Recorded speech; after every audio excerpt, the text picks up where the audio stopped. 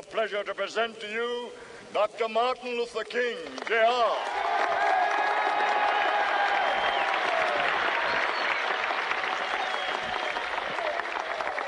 I am happy to join with you today in what will go down in history as the greatest demonstration for freedom in the history of our nation.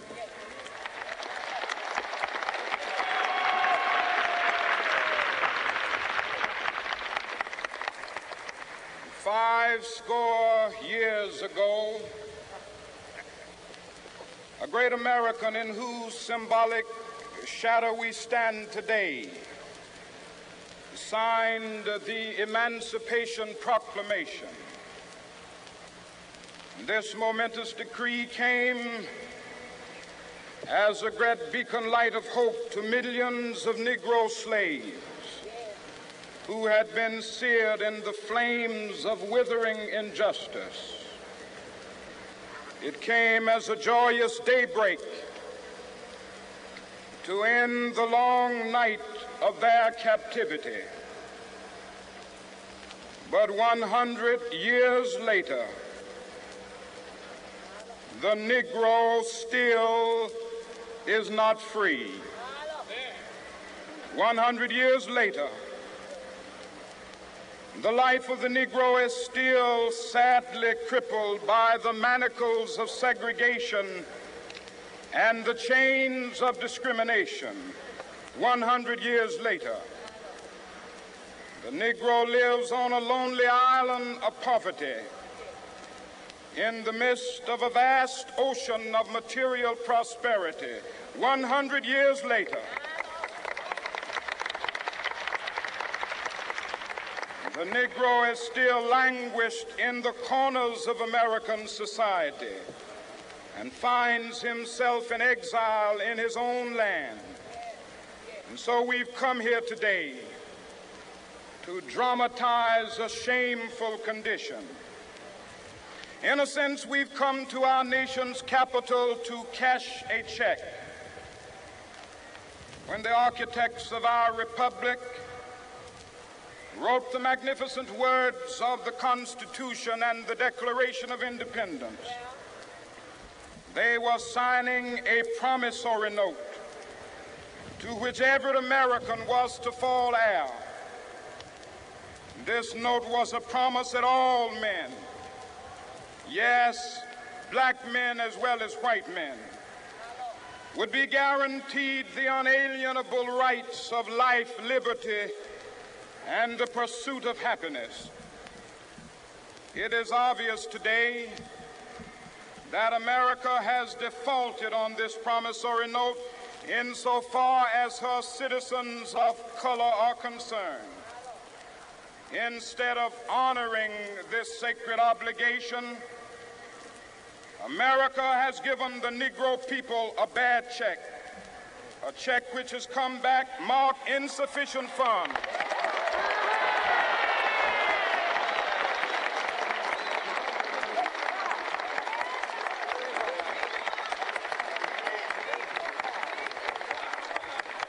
But we refuse to believe that the Bank of Justice is bankrupt.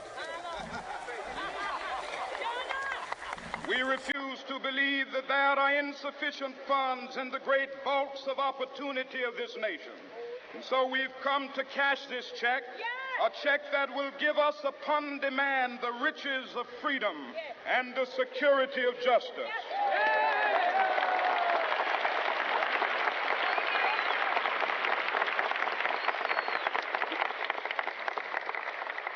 We have also come to this hallowed spot to remind America of the fierce urgency of now. This is no time to engage in the luxury of cooling off or to take the tranquilizing drug of gradualism.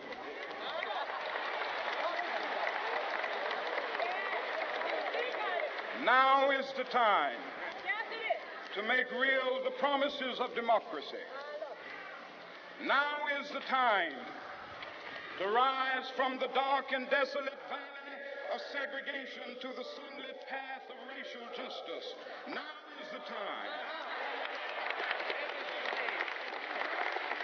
to lift our nation from the quicksands of racial injustice to the solid rock of brotherhood. Now is the time to make justice a reality for all of God's children. It would be fatal for the nation to overlook the urgency of the moment. This sweltering summer of the Negro's legitimate discontent will not pass until that is an invigorating autumn of freedom and equality. 1963 is not an end, but a beginning. And those who hope that the Negro needed to blow off steam and will now be content will have a rude awakening if the nation returns to business as usual.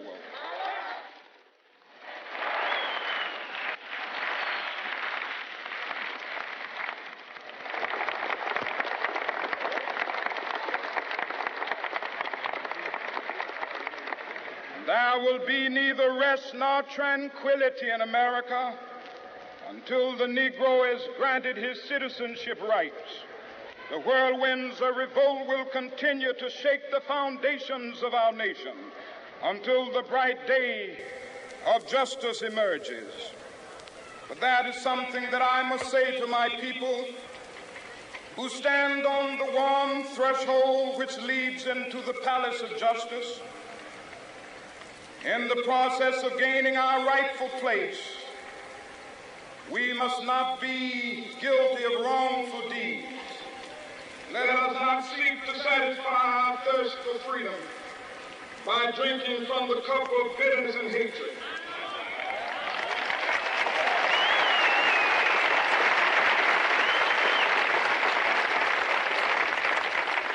We must forever conduct our struggle on the high plane of dignity and discipline. We must not allow our creative protest to degenerate into physical violence.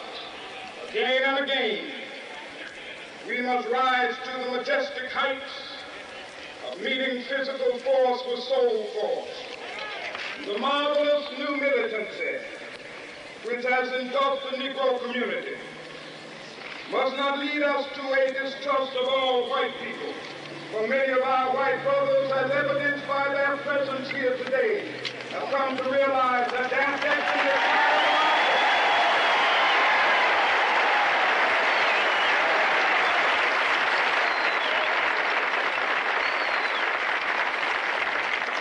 They have come to realize that their freedom is inextricably bound to our freedom.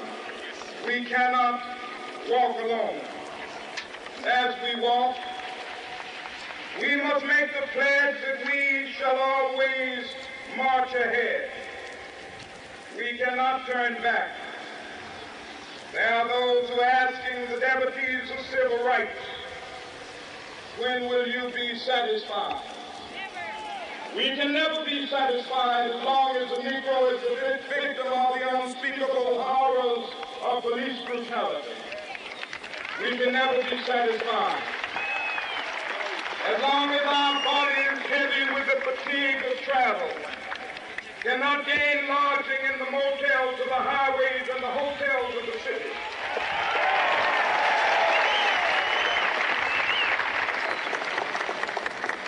We cannot be satisfied as long as a Negro in Mississippi cannot vote and a Negro in New York believes he has nothing for which to vote.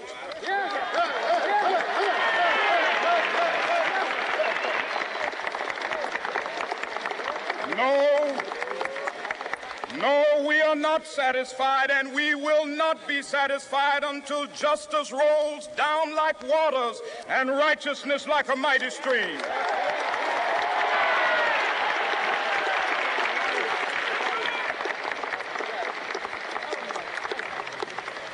I am not unmindful that some of you have come here out of great trials and tribulations.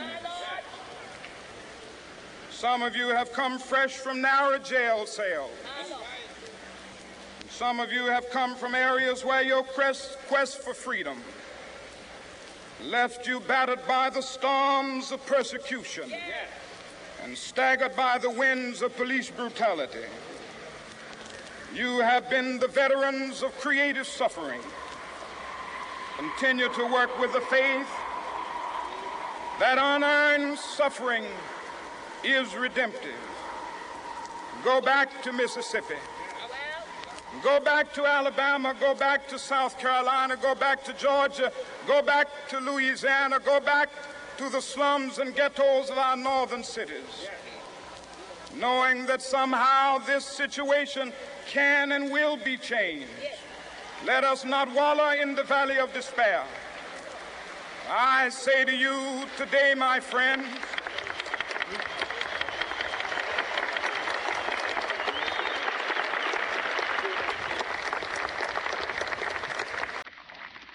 so even though we face the difficulties of today and tomorrow, I still have a dream. It is a dream deeply rooted in the American dream. I have a dream that one day this nation will rise up and live out the true meaning of its creed. We always choose to be self-evident that all men are created equal.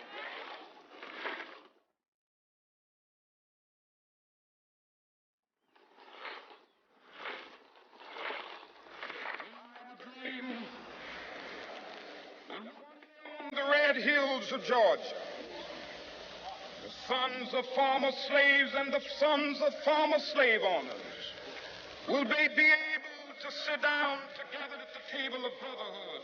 I have a dream that one day, even the state of Mississippi, a state sweltering with the heat of injustice, sweltering with the heat of oppression, will be transformed into an oasis of freedom and justice. I have a dream that my 4 little children will one day live in a nation where they will not be judged by the color of their skin, but by the content of their character. I have a dream today.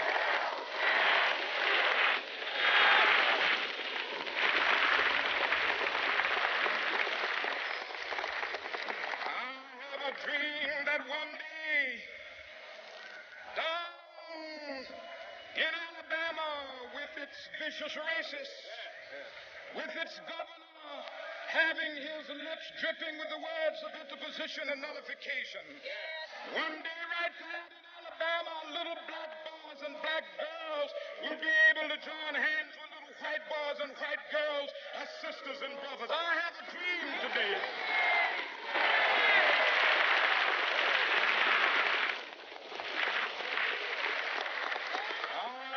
Dream that one day every valley shall be exalted, and every hill and mountain shall be made low, the rough places will be made plain, and the crooked places will be made straight, and the glory of the Lord shall be revealed, and all flesh shall see it together.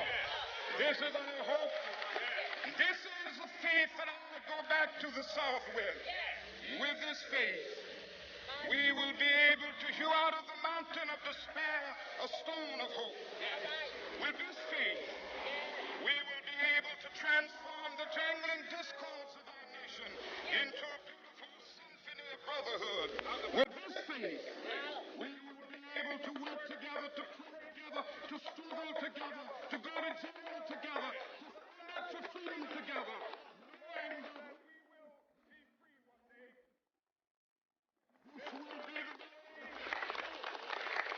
This will be the day when all of God's children will be able to sing with new meaning, my country tears of thee.